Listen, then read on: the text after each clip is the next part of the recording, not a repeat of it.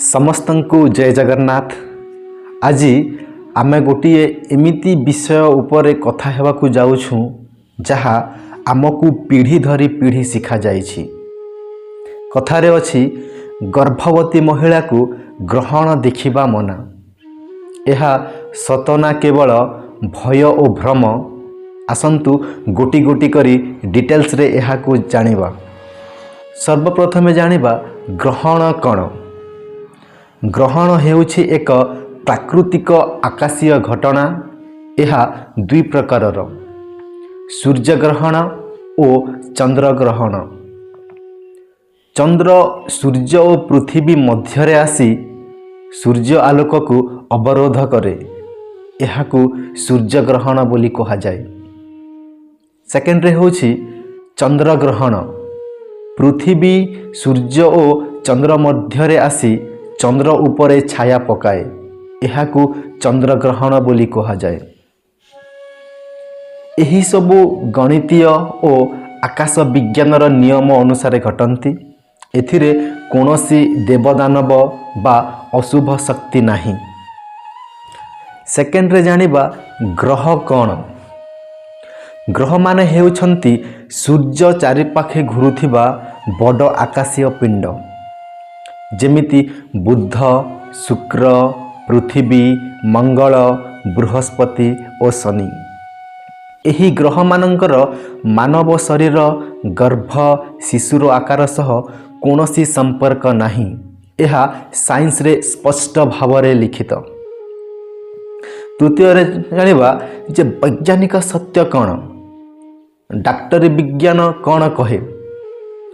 ग्रहण देखिले गर्भस्थ शिशु उपरे कोनोसी प्रभाव पड़े नाही।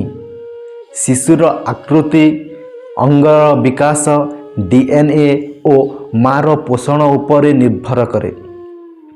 ग्रहण समय रे कोनोसी किरण एमिति निस्तारण हुएनी जहा गर्भ को क्षति करे। WHO, AIIMS, ICMR भली मेडिकल बॉडी माने मध्य केउठी भी लिखि नाहंती pregnant women should not watch eclipse. तेणु यह एक संपूर्ण भ्रम अटे। फोर्थ रे जानिबा तेबे एही भ्रम काहीकि हेला। पुराना समय रे साइंस नथिला। ग्रहण रे हठात अंधार हेउथिला। लोके डरी जाउथिले। सेही ठारू कहा गला जे गर्भवती महिला घरु बाहरिबा मना। असल कारण हेला रातिर डर, पशु आक्रमण, भीड़ और असुविधा। तो एही सुरक्षा को अंधविश्वासर रूप दियागला।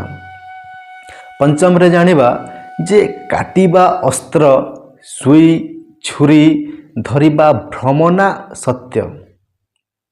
लोके कहंती जे ग्रहण समय रे गर्भवती महिला अस्त्र बा सुई, छुरी जहा किछि धरिले शिशु शरीर रे कटा चिन्ह नहीं जन्म नेबा। किंतु साइंस एहाकू संपूर्ण रूपे भूल कहे। सिक्स्थ रे जानिबा जे वैज्ञानिक सत्य कौन। गर्भस्थ शिशुर शरीर गठन डीएनए, जीन और मार पोषण उपरे निर्भर करे। माँ कौन देखुछि, कौन धरुछंती, शिशु सेही आकार बा चिन्ह नहीं जन्म होई न थाए। उदाहरण भावे माँ प्रतिदिन छुरी रे पनीपरिबा काटंती। तेबे कौन शिशु प्रतिदिन कटा चिन्ह नहीं जन्म नेउछि? उत्तर ना। तेबे एही धारणा आसिला क्योंठु? पुराना काल रे जन्मजात असामान्यतार कारण नथिला।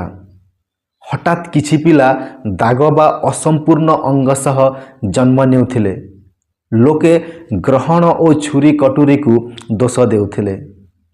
एहा थिला कारण न बुझिबारु तैयारी होइथिबा डर। तेबे एही टॉपिक रो सठिक परामर्श कौन।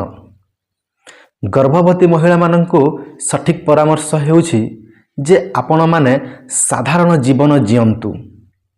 न्यूट्रिशन, रेस्ट उपरे ध्यान दियंतु। फेयर बेसेट बिलीफ थारु संपूर्ण रूपे दूरे रहंतु। ଶେଷରେ ଏତିକି କହିବି ଯେ ଗ୍ରହଣ ଏକ ଆକାଶୀୟ ଘଟଣା, ଗର୍ଭ ଏକ ଜୀବବିଜ୍ଞାନ ପ୍ରକ୍ରିୟା। ଦୁହେଁରେ କୌଣସି ସମ୍ପର୍କ ନାହିଁ। ଯେଉଁଠି ଲଜିକ୍ ନାହିଁ ସେଇଠି ଭୟ ତିଆରି କରାଯାଏ। ଆଜିର ଭିଡ଼ିଓଟି ଏତିକି। ଆଶା କରୁଛି ଭିଡ଼ିଓଟି ଆପଣମାନଙ୍କୁ ଭଲ ଲାଗିଥିବ। ଜୟ ଜଗନ୍ନାଥ।